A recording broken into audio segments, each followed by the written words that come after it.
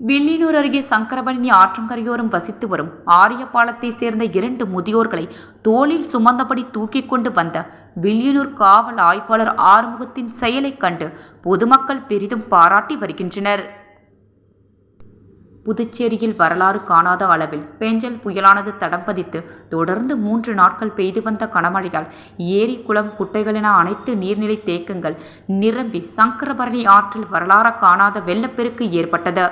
ஆற்றங்கரையோரம் உள்ள ஏராளமான கிராம பகுதியில் உள்ள வீடுகளில் தண்ணீர் புகுந்து புதுச்சேரி அரசின் மூலமாக தேசிய பேரிடர் மீட்புக் குழு, இராணுவ படை ஆகியவை புதுச்சேரி அரசின் பல்வேறு துறையின் மூலம் பல்வேறு நடவடிக்கையை மேற்கொண்டு வருகின்றனர். மழையில் சிக்கித் தவித்த பொதுமக்களுக்கு அடிப்படை வசதிகளை செய்து கொடுத்தும் அவர்கள் பாதுகாப்பாக தங்குவதற்கு கல்வி நிறுவனங்கள் முகாம்களாக புதுச்சேரி மாவட்ட ஆட்சியரின் தலைமையில் பொதுமக்களுக்கு பாதுகாப்பு அளித்து வந்தனர்.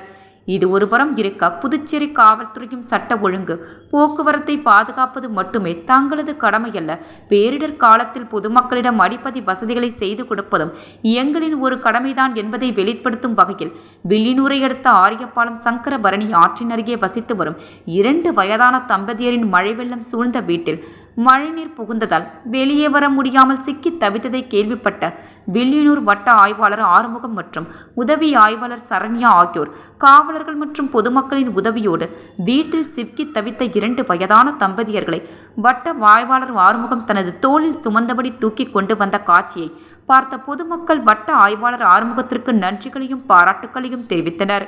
போலீசாரின் இத்தகைய செயல்களைக் கண்டு அவர்கள் நெகிழ்ச்சி அடைந்ததாக இதை கண்ட பொதுமக்கள் தெரிவித்தனர்.